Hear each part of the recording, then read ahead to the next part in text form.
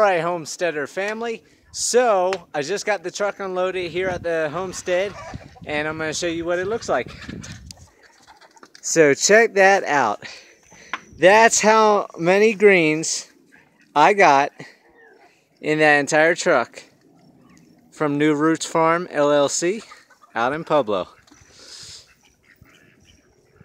So are they some happy animals or what? Everybody's chowing down. We got pigs chowing down. We got chickens chowing down. We got bunny rabbits.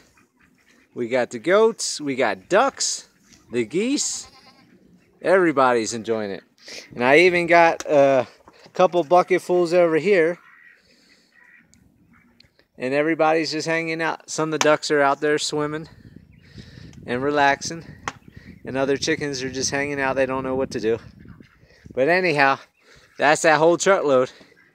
That was a whole lot of weeding that everybody did. So I'll talk to you guys later. Live happy, live free. That's the only way to be.